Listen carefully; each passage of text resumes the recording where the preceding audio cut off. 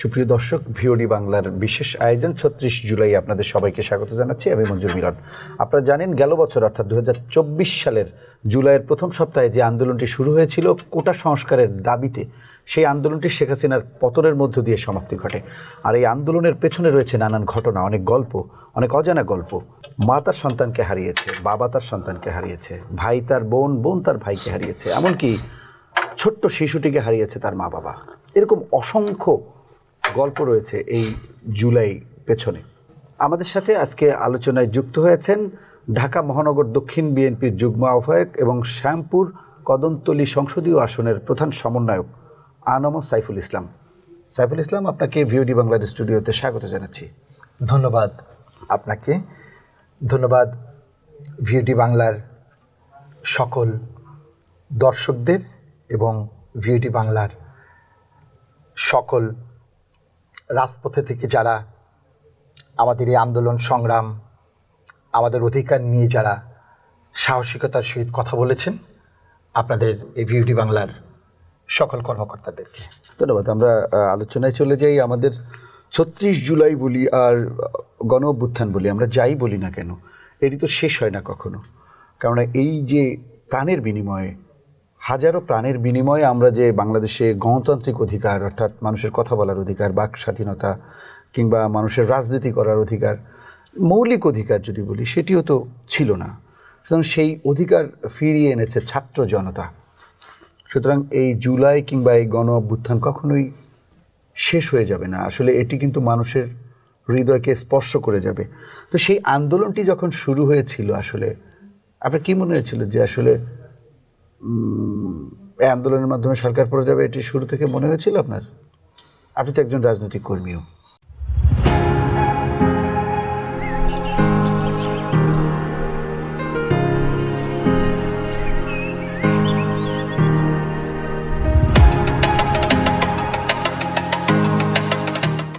বাংলাদেশের সফল প্রধানমন্ত্রী, স্বাধীনতার ঘোষক শহীদ রাষ্ট্রপতি জিয়াউর রহমানের সহধর্মিণী বেগম খালেদা জিয়া আর বহু আগেই খুনি হাসিনা সম্পর্কে একটা উক্তি করেছিল, তার যখন পতন হবে খুব ভয়ঙ্কর পতন হবে, সে যেটা রিয়েলাইজ করতে পারছে না।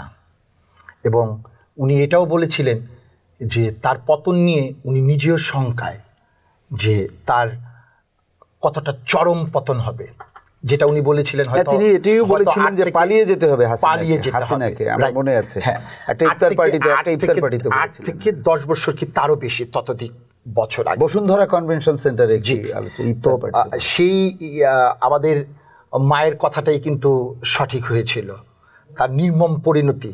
এবং বেগম খালেদা জিয়া নিজে বলেছিলেন যে এইটার জন্য সে নিজেই দায়ী, মানে সেটা নিজেই ঘটাবে, নিজেই করবে।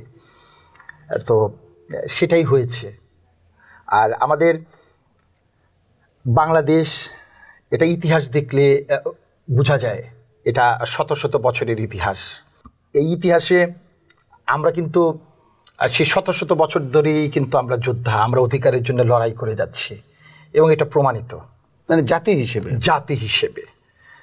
হিসেবে আমরা, পৃথিবীর অনেক দেশ আছে, আপনি গিয়ে দেখবেন তারা স্বাধীনতা, সার্বভৌমত্ব কিংবা রাজনীতি এই সমস্ত সম্পর্কে কথায় আমার ইন্টারফেয়ার করতে হচ্ছে, দুঃখিত। আসলে এই যে আপনি বললেন জাতি হিসেবে আমরা শত বছর ধরে লড়াই করছি, লড়াই সংগ্রামের ইতিহাস আছে আমাদের, এটি সত্য।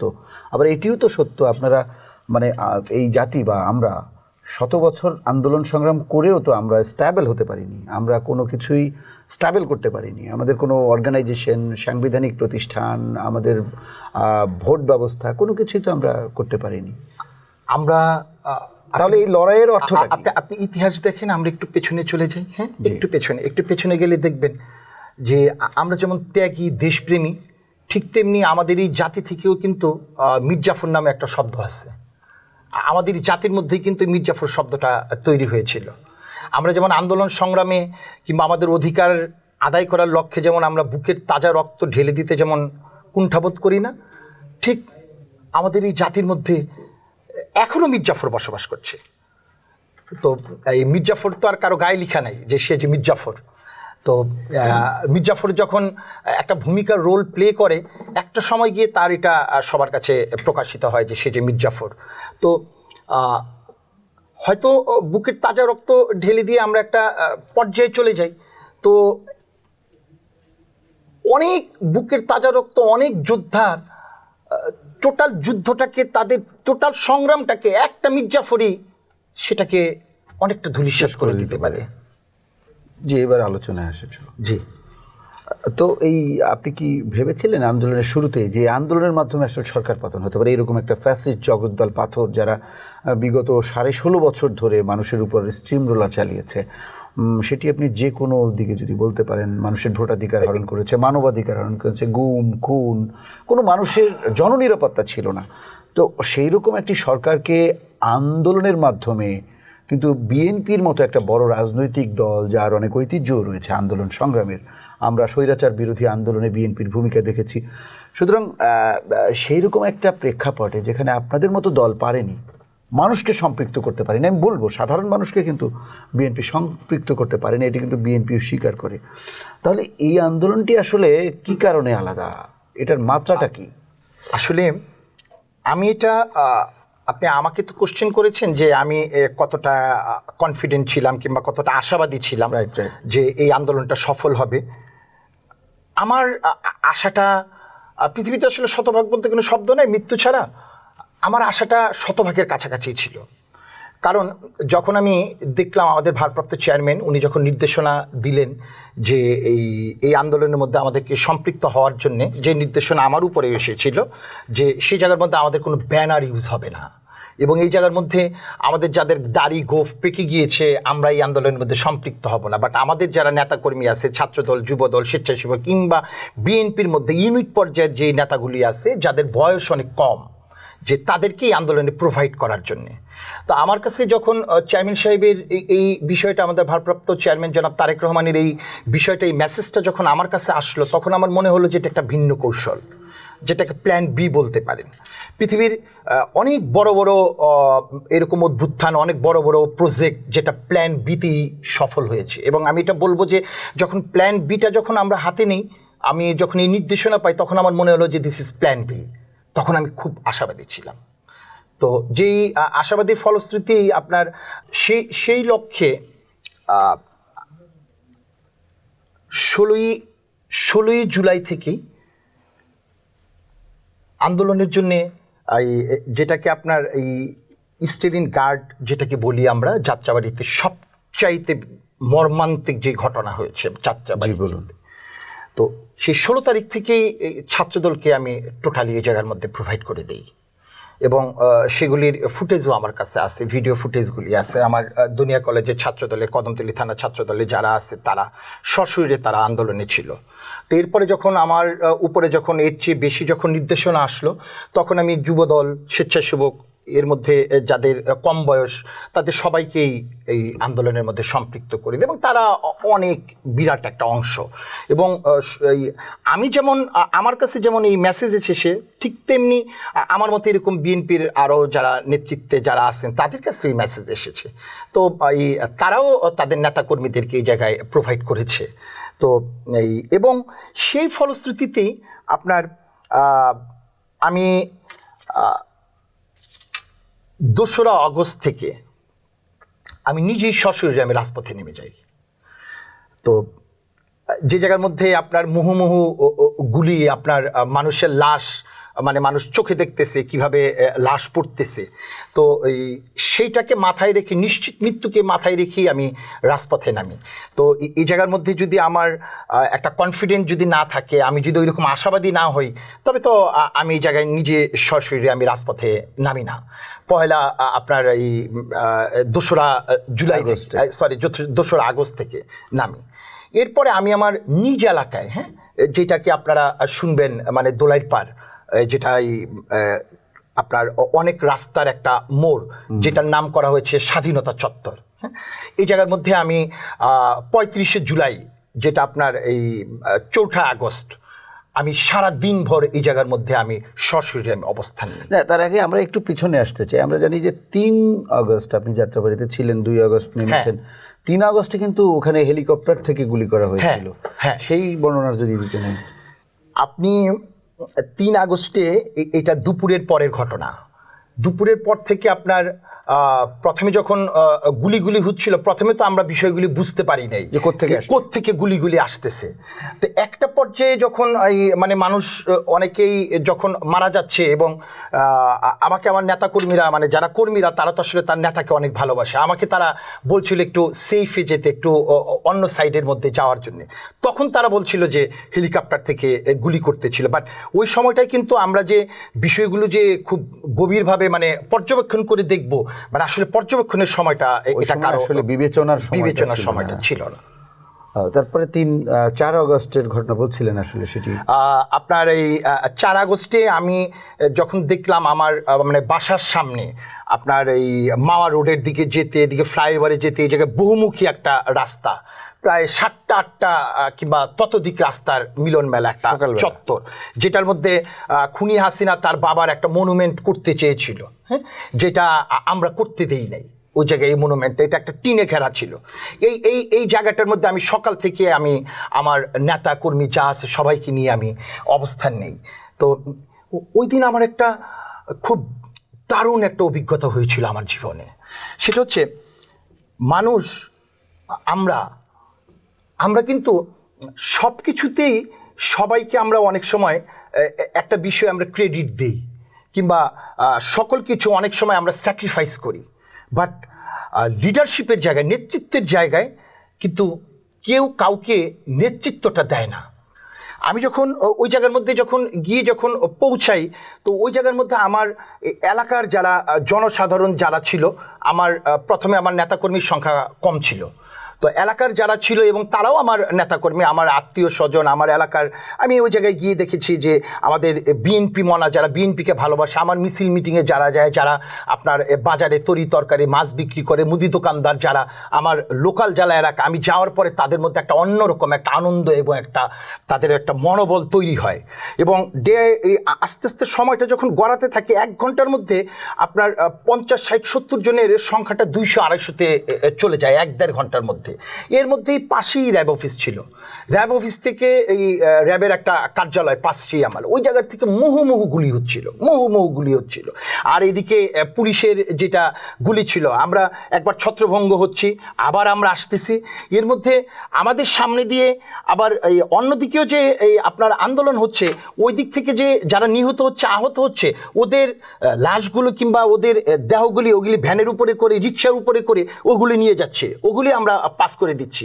এবং অ্যাম্বুলেন্স এই পরিমাণে ওই দিন ছিল, মানে আমি আমার জীবদ্দশায় আমি মনে হয় এত অ্যাম্বুলেন্স দেখি নাই। মানে অ্যাম্বুলেন্সের পরে অ্যাম্বুলেন্স, এবং প্রতিটা অ্যাম্বুলেন্সের মধ্যে 2টা, 4টা, 5টা, মানে এইরকমও যে একটা অ্যাম্বুলেন্সের মধ্যে ধরেন 7-8 জন এইরকম, মানে আমরা তাদেরকে আবার দ্রুত পাস করার জন্যে দিয়ে দিই। তখন তো গাড়ি টাড়ি এগুলি কোনো কিছু চলার তো কোনো প্রশ্নই ওঠে না।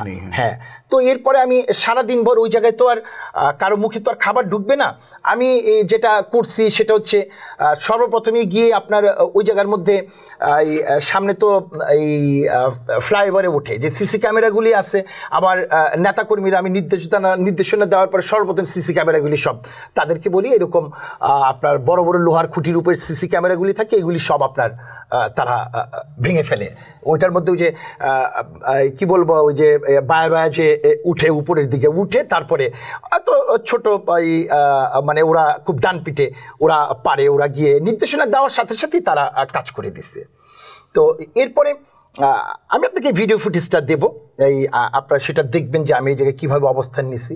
তো এরপরে এই জায়গায় আমার ছাত্রদলের নেতাকর্মীরা তারাও আমার সাথে সম্পৃক্ত হয়, যখন তারা শুনে যে নেতা নিজেই আমি এসে পড়েছি।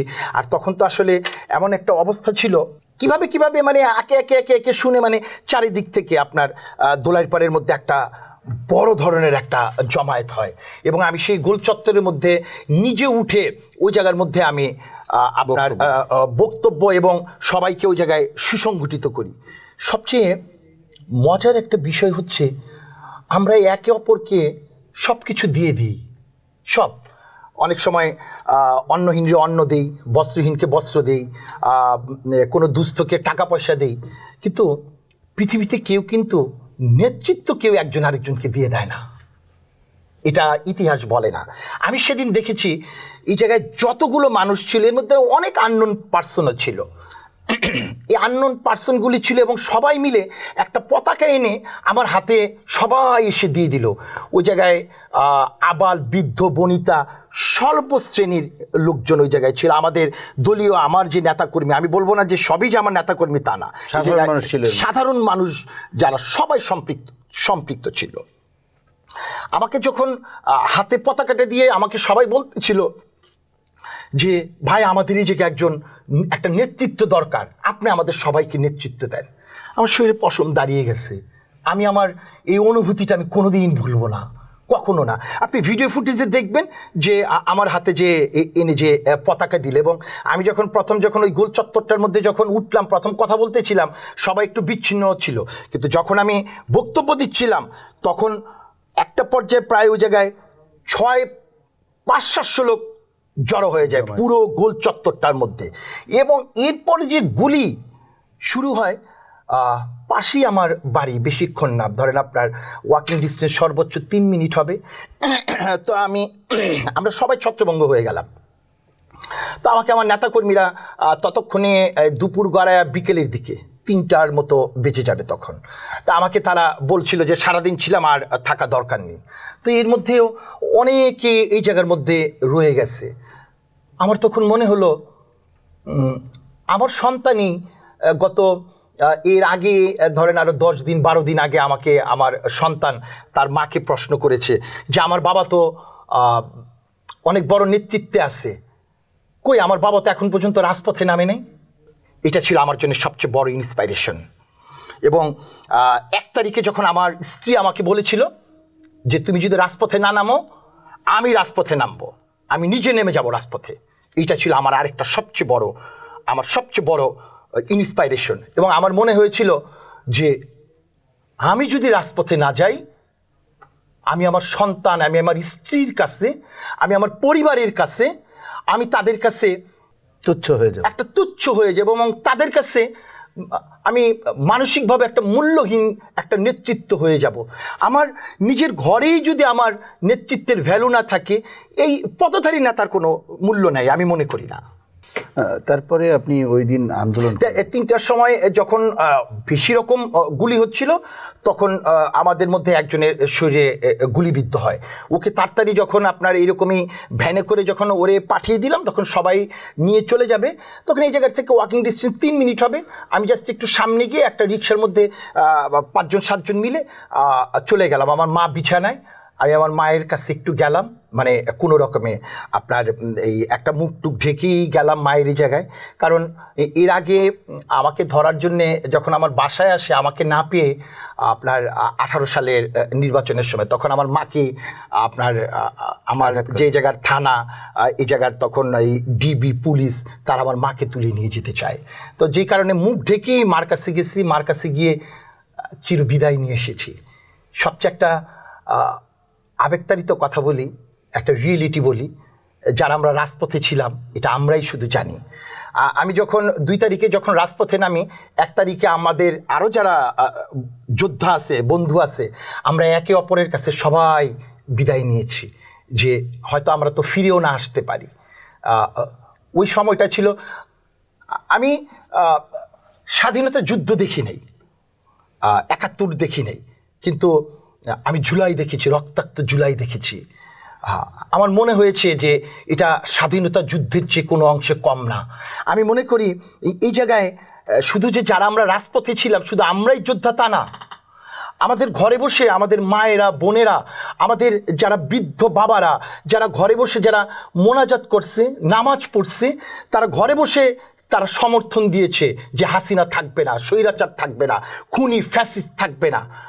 সবার সমর্থনই হাসিনা এই দেশ থেকে পালাতে বাধ্য হয়েছে। শুধুই যে ছাত্র জনতা রাজপথে আন্দোলন করে যে হাসিনাকে হটিয়েছে, আমি এটা বলবো না। এই জায়গায় সবার যে ঘরে বসেও হাসিনাকে ঘৃণা করেছে, এই জায়গায় সেও যোদ্ধা। না, অবশ্যই এরকম তো অসংখ্য ঘটনা আছে যে বৃদ্ধ বাবা মা তার সন্তানকে উদ্বুদ্ধ করেছে আন্দোলনে যেতে, কিংবা শিক্ষার্থী ছেলে মেয়েকে তার মা বাবা, এবং যে রাজপথে যেতে যায়নি সবাই তো আর সাহসী হয় না। সেও দোয়া করেছে, কায়মনো সেও চেয়েছে, কামনা করেছে, মানে শতভাগ চেয়েছে। তারপরে 5 তারিখের আপনাদের সকালটা শুরু হলো কিভাবে? আসলে যাত্রাবাড়ি তো একটা ভয়ঙ্কর জায়গা ছিল, এখানে আপনার অসংখ্য মানুষ জীবন। আমি 5 তারিখে এই যে জায়গায় গিয়ে আমি অবস্থান নেই, মানে যেই বাসাটায় আমি আর কি ছিলাম 4 তারিখ রাতে, না 2 তারিখ থেকে, যে জায়গায় আমরা তো গত 16 বছর যারা যোদ্ধা, যেমন আমার নামে আপনার এই হাসিনা পালিয়ে যাওয়ার আগ পর্যন্ত আমার নামে 117টা মামলা, তো আমার এর মধ্যে প্রায় 25-30টা মামলার ওয়ারেন্ট ছিল, যেগুলো আমি জামিন হতে পারি। তো আমাদের তো আর বাড়িঘরে থাকার তো মানে প্রশ্নই ওঠে না আমাদের।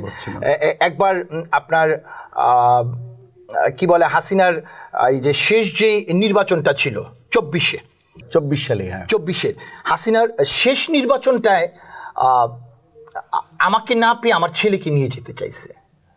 আমার ছেলের একটা ইয়ার লস হয়েছে পড়াশোনায়।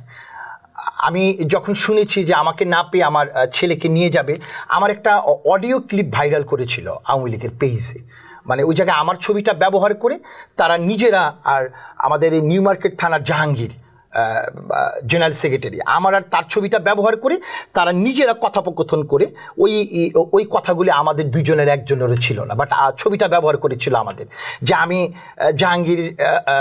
জাহাঙ্গীর আমার কাছে লাশ চাচ্ছে এবং এটার বিনিময়ে জাহাঙ্গীর আমাকে টাকা দেবে।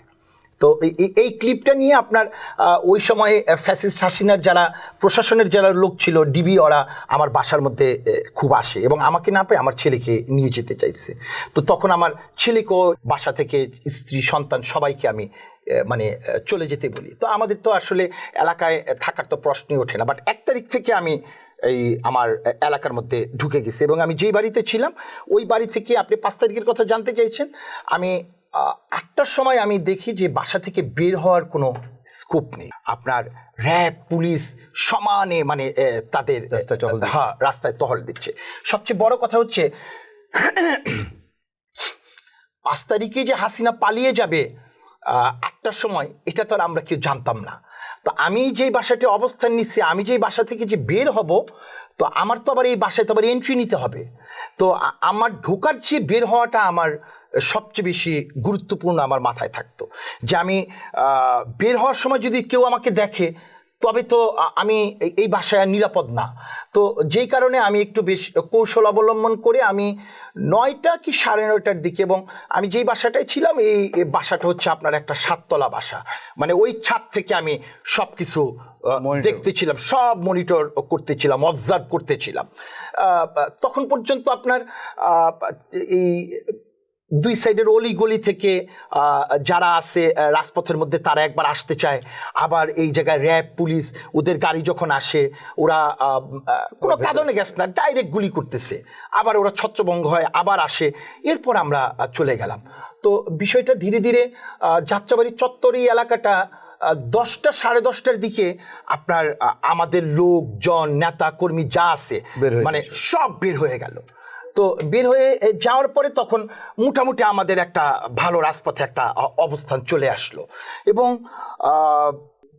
12টার দিকে র্যাবকে কিছুটা নমনীয়তা খেয়াল করা গেল। 11টা 11:30 কি 12টার দিকে তখন খবর পেয়ে গেছে, পুলিশকে না, মানে তখন আমার কাছে বেশ ডাউটফুল। বাট আমাদের কিন্তু মেসেজ আসার কিছু নাই, বিকজ অফ আমাদের কোনো সেলফোন নাই, আমরা কোনো খবর পাচ্ছি না, কোনো পাচ্ছি না।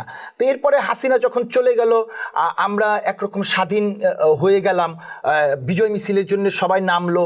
আমি যখন আমার মানে যাত্রাবাড়ি থেকে আমার দোলাইরপাড় স্বাধীনতা চত্বরে এদিকে আসলাম, তখন আপনার 4টার মতো বাজে, 4টা 4:30 এরকম বাজে। তখন দেখলাম যাত্রাবাড়ি থানা এই জায়গা থেকে দেখা যায় দাউ দাউ করে আগুন জ্বলছে এবং অনেক লোকজন নেতাকর্মী এসে আমাকে সবাই বলতেছিল, কারণ ওই স্বাধীনতা চত্বরটা আমারই একক অবস্থান ছিল, মানে আমার নেতৃত্বেই সবাই, যেমন 4 তারিখে ছিল এটা আপনার এই 5 তারিখে আমি আসার পরে তখন ছিল। তখন তারা আমাকে বলতেছিল যে যাত্রাবাড়ি থানা থেকে মানে পুলিশ পুলিশ সমানে গুলি করছে। তো এর মধ্যে আমি দেখলাম যে এই পরিমাণ ধোয়ার কুণ্ডলি যে এই থানার মধ্যে মানে উত্তেজিত জনতা যারা আছে, এবং যেমন ধোয়ার কুণ্ডলি তেমনি মুহুমুহু গুলি, আর কোথাও থেকে না। পরে আমি প্রায় 300-র মতো কিংবা তারও বেশি ততাধিক নেতাকর্মী নিয়ে আমি যাত্রাবাড়ির ওইদিকে গেলাম। তো ওই দিনই আপনার আমার 5 তারিখে আমার 2 জন কর্মী শহীদ হয়। যাত্রাবাড়িতে আমার এক আত্মীয়, আমার রিলেটিভ, আমার চাচাতো ভাই, সে থানার সামনে সে শহীদ হয়। আরেকজন শহীদ হয়। সবাই যখন অনেকেই যখন লুটপাটে ব্যস্ত, অনেকেই যারা এইরকম, আমি তখন আমার শহীদদের লাশ গ্রহণ করতে আমি তখন সেই জায়গায়, আমার 2 জন ওই দিন শহীদ হয়। 2 জনের লাশ আসে। একজনের লাশ বিকেলবেলা আসে, হ্যাঁ, সে ছাত্রদল করে আমার স্বাগতিক ওয়ার্ডে। তার ভাইও এখন ছাত্রদল করে, আমার কর্মী সে লিমন, তার ভাই, সে শহীদ হয়। তার লাশটা আসে, আমি সেই কফিনটাকে গ্রহণ করি। ভিডিও আছে, আপনি এইগুলো দেখতে পাবেন। এরপরে আমার বললাম না, আমার মাদ্রাসার মধ্যে আমার মাদ্রাসায় পড়ে, আমি যেই মাদ্রাসার মোতোয়াল্লি, ওই মাদ্রাসার এক স্টুডেন্ট মানে সেও শহীদ হয়, তার লাশটাও গ্রহণ করি। তখন মানসিকভাবে আমি খুব বিপর্যস্ত। তার আগের দিন আমার আরেক কর্মী মারা যায়। আমার বাবা একটা স্কুল প্রতিষ্ঠা করছে, আদর্শ উচ্চ বিদ্যালয়। ওই স্কুলের মধ্যে সে আমার সেই শহীদ ছেলেটা পড়ে, ক্লাস 9-এ পড়ে। সে তার বাবার একমাত্র ছেলে, সে শহীদ হয় 4 তারিখে। সবচেয়ে মর্মান্তিক হচ্ছে তার লাশটাকে আমাদের স্থানীয় যে আওয়ামী লীগের নেতা 4 তারিখে সেই লাশটাকে সে দাফন দিতে দেয়নি, এবং এই লাশটাকে দাফন দেওয়ার জন্যে তার বাবা তার মা চিৎকার করছে। এরপরে যেভাবেই হোক আমি যখন পাইছি, আমি চেষ্টা করছি যে কোনোভাবে, মানে তাকে যে যখন পাঠানো হয়েছে আপনার এই জুরাইন কবরস্থানে, ওই জায়গায়ও তার দাফন হয় নাই, দাফন দিতে দেয়নি।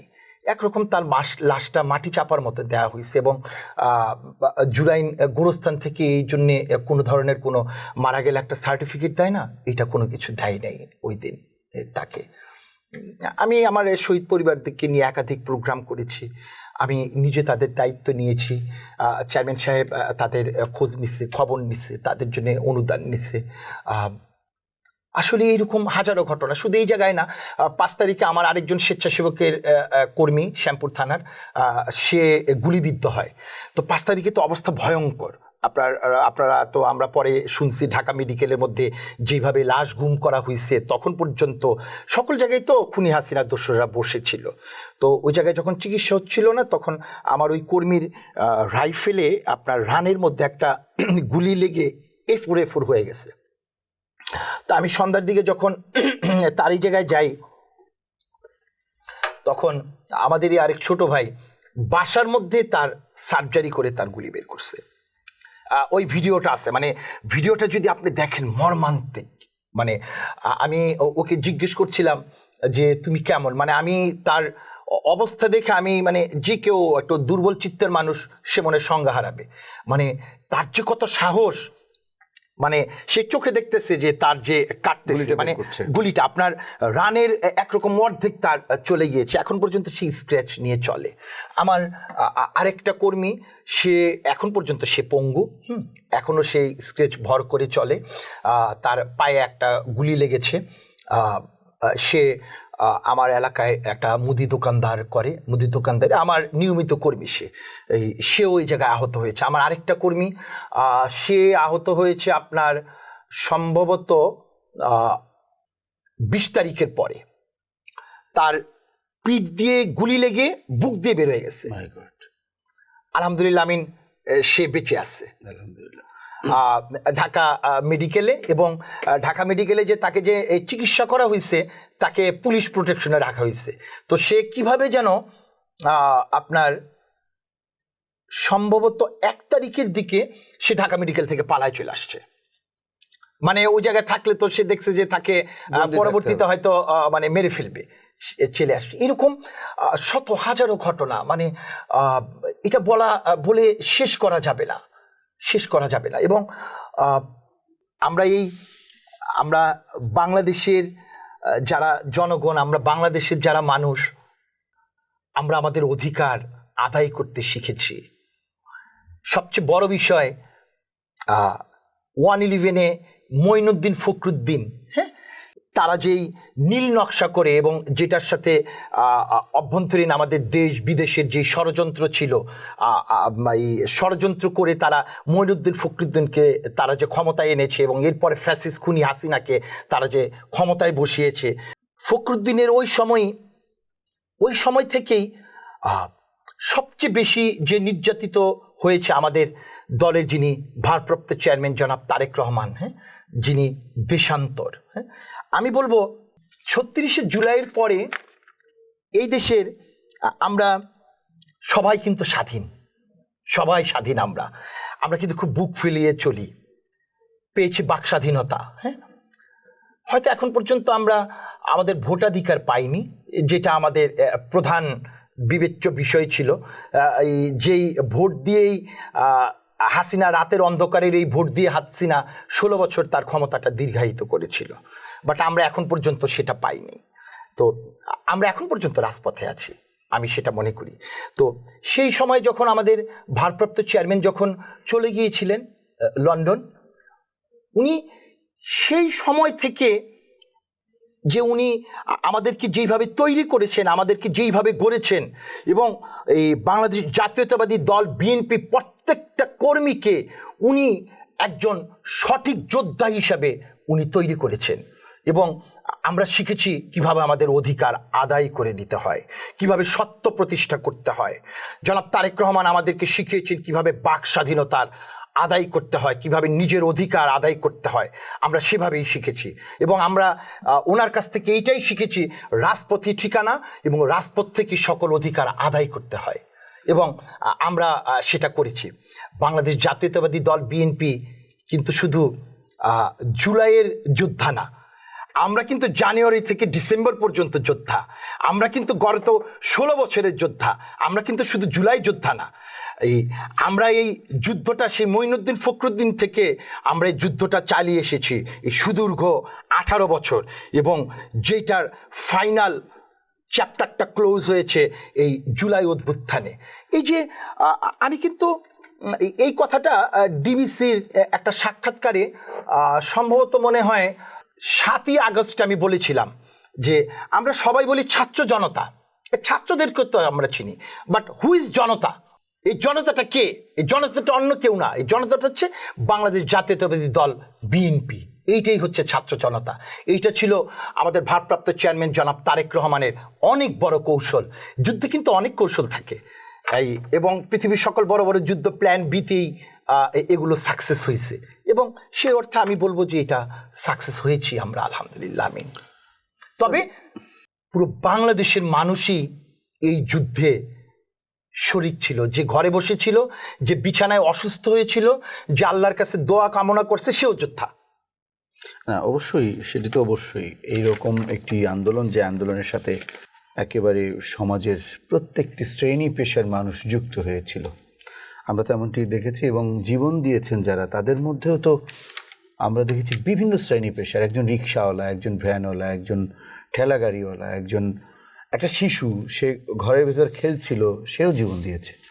সুতরাং বাংলাদেশে আমি সরি টু সে, আমি একটা কথা না বলি আমি পারছি না, যেটা আমি বলতে চেয়ে অন্য একটা টপিকসে চলে গেছি। সেটা হচ্ছে আমরা কিন্তু এই দেশে সবাই স্বাধীন, সবাই স্বাধীন। জি জি, আমরা সবাই ঘরে ফিরেছি, আমরা ফিরেছি আমাদের স্ত্রী, সন্তান, পরিজন, আত্মীয় স্বজন সবার কাছে।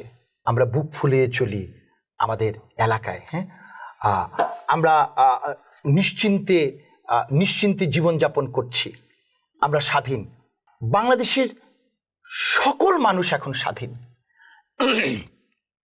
আমরা কি এটা ভেবেছি আপসীন নেত্রী, গণতন্ত্রের মা, বাংলাদেশের সফল প্রধানমন্ত্রী, উনি কি স্বাধীন? উনি কি ওনার চেয়ারটা এখন পর্যন্ত বসতে পেরেছে?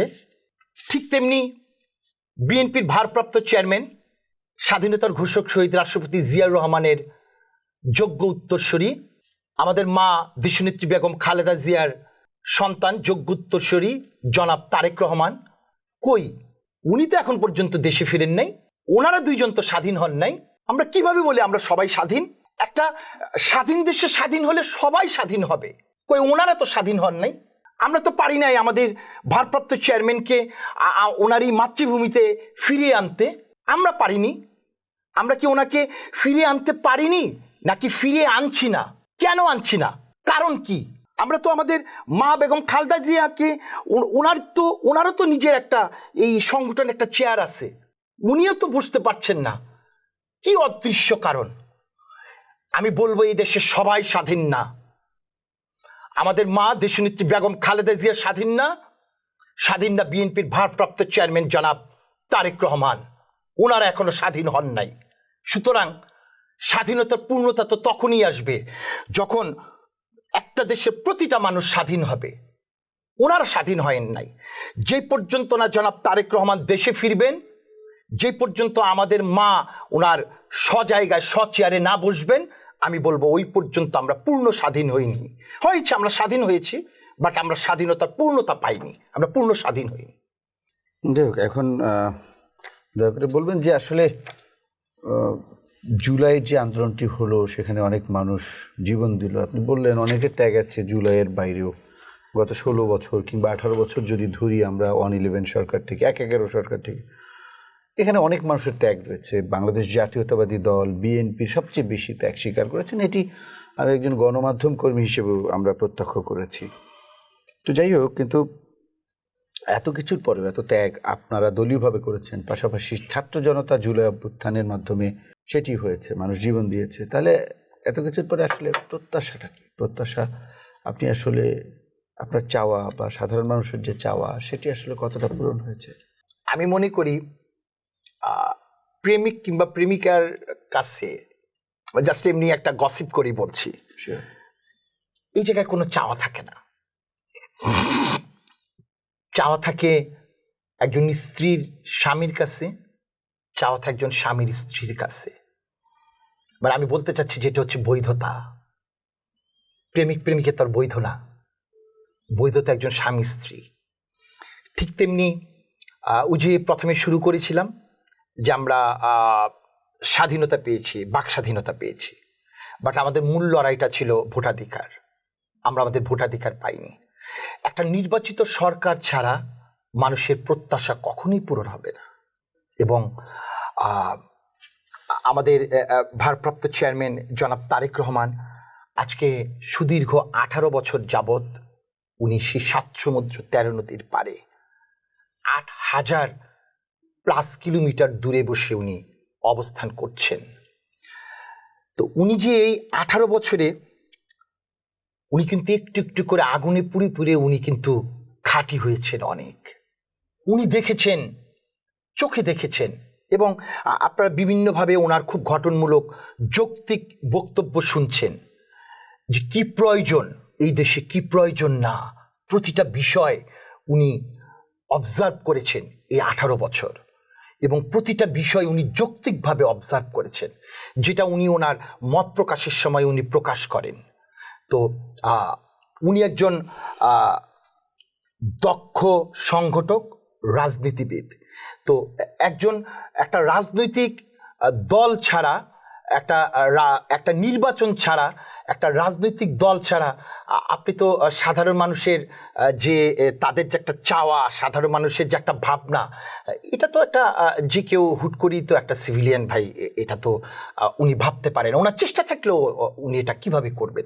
আমার তো একটা জিনিস জানতে হবে, আমি এই ঘর থেকে বের হয়ে যাব, কিভাবে বের হব? আমি যদি ওয়ে না জানি আমি কিভাবে বের হব? তো সব কিছু তো জানতে হবে। তো ওনার তো সেই জানাটা আছে, এবং একটা নির্বাচিত সরকার আমি মনে করি যে মানুষের প্রত্যাশাটা পূরণ করতে পারবে ইনশাল্লাহ, আমি এটা আশাবাদী। এবং এই দেশে যদি একটা সুষ্ঠু সফল নির্বাচন হয়, আমি আশাবাদী বাংলাদেশ জাতীয়তাবাদী দল বিএনপিকে মানুষ ভোট দিবে এবং নির্বাচিত করবে। কেন করবে না? না করার কোনো কারণ দেখি না। কারণ এই দলের প্রতিষ্ঠাতা, স্বাধীনতার ঘোষক শহীদ রাষ্ট্রপতি জিয়াউর রহমান বীর উত্তম, যিনি এই দেশের জন্য উনিও কিন্তু বুকের তাজা রক্ত ঢেলে দিচ্ছেন। উনি কিন্তু শহীদ রাষ্ট্রপতি জিয়াউর রহমান। ওনার স্ত্রী, ওনার সহধর্মিণী, আমাদের মা, যাকে আমরা না বিদেশি আন্তর্জাতিকভাবে ওনাকে সম্বোধন করা হয়েছে মাদার অফ ডেমোক্রেসি, গণতন্ত্রের মা। উনি কিন্তু ওনার পুরো জীবনটাই উনি বিনা অপরাধে এবং জুলুমের সর্বোচ্চ জুলুম, যেটা আমরা এখন জানতে পারি যে ওনাকে যে কারাগারে রেখেছে, ওই জায়গায় ওনাকে স্লো পয়জনাইজ করা হয়েছিল। উনি তো ওনার জীবনটা পুরোপুরি উৎসর্গই করে দিচ্ছেন। তো বাংলাদেশ জাতীয়তাবাদী দল বিএনপির যিনি জনক, উনি ওনার জীবন উৎসর্গ করেছেন। ওনার সহধর্মিণী এই দেশের মানুষের কথা চিন্তা করে উনি সর্বোচ্চ ত্যাগ স্বীকার করেছেন। উনি স্বৈরাচার বিরোধী আন্দোলনে উনি এই দেশের এমন কোনো প্রত্যন্ত জায়গা নেই যে জায়গায় উনি সে 90-এর আগে থেকে উনি না যান নাই। সেই এরশাদ বিরোধী আন্দোলনে ওনার উপরে কম অত্যাচার হয় নাই। খুনি হাসিনা কিন্তু তখনও এরশাদের সাথে গিয়ে কিন্তু আতাত করে গিয়ে কিন্তু সে কিন্তু নির্বাচনে কিন্তু চলে গিয়েছিল। এরপরে আমরা দেখেছি কেন ওনাকে আপোষহীন বলে। উনি এককভাবে উনি রয়েছিলেন। আমরা এরপরে দেখেছিলাম যে এই দেশের অন্য রাজনৈতিক সংগঠন, তারা জামায়াত, তারাও কিন্তু হাসিনার সাথে নির্বাচনে গিয়েছিলেন। বাট আমাদের মা আপোষহীন নেত্রী বেগম খালেদা জিয়া উনি কিন্তু যান নাই। উনি কেন যান নাই? উনি কাল কিন্তু অনেক ভালো থাকতেন। উনি আমাদের কথা চিন্তা করে, এই দেশের জনগণের কথা চিন্তা করে উনি যান নাই। ওনার উপরে যে এত খড়গ, ওনাকে তো 111-এ ফখরুদ্দিন মঈনুদ্দিন অনেক বড় বড় প্রলোভন, অনেক ভয় ভীতি, অনেক কিছু দেখিয়েছেন। কই, ওনাকে তো ওনার জায়গা থেকে এক বিন্দু নড়াতে পারেন নাই। উনি কিন্তু ঠিকই বলেছিলেন, হাসিনা বলেছিল হাসিনা পালায় না। এটা এখন কিন্তু হাস্যকর সবার কাছে। আমাদের মা, উনি বলেন নাই যে আমি পালাই না। উনি বলেছিলেন এটা আমার জন্মভূমি, আমি মরলে এই জায়গায় মরব, আমার এই মাটিতেই দাফন হবে, আমার লাশ যেন অন্য দেশ থেকে যেন এই দেশে বই নিয়ে না আসে, আমার দেশেই আমি মারা যাব। উনি তো ওনার টোটাল জীবনটা তো উনি উৎসর্গই করে দিয়েছেন। তো সেই জায়গায় ওনার এবং আমাদের মা দেশনেত্রী বেগম খালেদা জিয়া এবং শহীদ রাষ্ট্রপতি জিয়াউর রহমানের সুযোগ্য সন্তান জনাব তারেক রহমান, উনিও তো ওনার 18 বছরের ওনার যে গোল্ডেন টাইম, উনি তো তখন যুবক, সবটাই শেষ করে দিয়েছেন। এটা ত্যাগ না? যেই মানুষটা সবচেয়ে বেশি ত্যাগ করে সেই পারে সবচেয়ে ভালো কিছু করতে। অবশ্যই আমরা প্রত্যাশা করি যে আগামী দিনে ভালো কিছু হবে। তো ইনশাআল্লাহ আলহামদুলিল্লাহ বাংলাদেশ জাতীয়তাবাদী ইনশাআল্লাহ আলহামদুলিল্লাহ বাংলাদেশ জাতীয়তাবাদী দল বিএনপি, এই পরিবার, জিয়া পরিবার, মানে এটা প্রমাণিত যে তারা কতটা ত্যাগী। তো সেই আশা থেকে এই দেশের মানুষ বাংলাদেশ জাতীয়তাবাদী দল বিএনপিকে ধানের শীষে ভোট দিয়ে জয়যুক্ত করবে, সে জায়গায় আমরা এটা আশা করতে পারি। যদি এই দেশের জনগণ বাংলাদেশ জাতীয়তাবাদী দল বিএনপিকে যদি ভোট দিয়ে রাষ্ট্র ক্ষমতায় নিয়ে আসেন, জনাব তারেক রহমান দেশে ফিরেন, ইনশাআল্লাহ আলহামদুলিল্লাহ আমিন, আমরা আশা করতে পারি এই দেশের মানুষের যেই স্বপ্ন প্রত্যাশা, মানুষের তো স্বপ্ন আকাশ ছোঁয়া, অন্তত আর কিছু না হোক উনি ওনার জীবন দিয়ে উনি শেষ পর্যন্ত চেষ্টা করবেন। আপনাকে অসংখ্য ধন্যবাদ। আমরাও সেটি চাই যে বাংলাদেশের যে তথাকথিত রাজনৈতিক কালচার, তথাকথিত আমাদের যে মানবাধিকার, সুশাসনের নামে যে গণতন্ত্রের নামে, উন্নয়নের নামে গণতন্ত্র, কম গণতন্ত্র অধিক উন্নয়ন, এই যে তথাকথিত স্লোগান, আমরা তথাকথিত স্লোগান দেখতে চাই না। বাংলাদেশের মানুষ আবারও রক্ত দিয়ে প্রমাণ করেছে যে আসলে সত্যিকার অর্থে মানবাধিকার, সুশাসন এবং একটি গণতান্ত্রিক বাংলাদেশ চাই। আপনাকে অসংখ্য ধন্যবাদ। আমি আরেকটা কথা একটু আসি, দুঃখিত, সরি। সেটা হচ্ছে, দেখবেন আমাদের ভারপ্রাপ্ত চেয়ারম্যান একটা কথা বলে ইঙ্গিত দিয়ে এবং সরাসরি, যে আমাদের যুদ্ধ শেষ হয়নি। এর অর্থ কি রাজপথের যুদ্ধ? নো, এই যুদ্ধ হচ্ছে দেশ গড়ার যুদ্ধ। উনি কিন্তু আমাদেরকে সরাসরি নির্দেশনা দিচ্ছেন যে সাধারণ মানুষের কাছে চলে যাওয়ার জন্যে, সামাজিক কর্মকাণ্ডের সাথে চলে যাওয়ার জন্যে, মানুষ যেটা প্রত্যাশা করে সেই সমস্ত কর্মকাণ্ডের জন্যে। না, ভারপ্রাপ্ত চেয়ারম্যান বিএনপির তিনি গতকালকেও বলেছেন যে এখনকার লড়াইটা হচ্ছে এই আমরা যে মুক্ত হয়েছি বা আমরা যে বাক স্বাধীনতা পেয়েছি, আমরা যে আমাদের কিছু গণতান্ত্রিক অধিকার পেয়েছি, এটাকে এখন রক্ষা করার লড়াই আমাদের সামনে। জি। সুতরাং লড়াই এখনো থামেনি। আমরাও সেটি মনে করি যে সেই লড়াইটি বাংলাদেশের সব জনসাধারণকে সঙ্গে নিয়েই রাজনৈতিক দলগুলোর করতে হবে এবং বাংলাদেশে একটা সুশাসন, একটা মানবাধিকার এবং গণতান্ত্রিক পরিবেশ প্রতিষ্ঠা করতে হবে। কেননা জনগণ সেই অধিকার রাজনৈতিক দলগুলোকে দিয়েছে। আপনাকে অসংখ্য ধন্যবাদ। আশা করি ভবিষ্যতে আমাদের স্টুডিওতে আপনাকে আমরা পাবো। আপনাকে অসংখ্য ধন্যবাদ আমাকে এই জায়গায় আনার জন্যে, আমাকে যে স্পিচ দেওয়ার জন্যে, এবং ধন্যবাদ আপনাদের ভিওডি বাংলার সকল কর্মকর্তাকে। সবাই ভালো থাকবেন। জি, আসসালামু আলাইকুম। সুপ্রিয় দর্শক, আমাদের আলোচনা আজকের মতো এখানে শেষ করছি। অন্য কোনো দিন অন্য কোনো অতিথিকে সাথে নিয়ে আপনাদের সামনে আবারও হাজির হব। সেই পর্যন্ত সবাই ভালো থাকুন, সুস্থ থাকুন, নিরাপদেই থাকুন। ধন্যবাদ সবাইকে।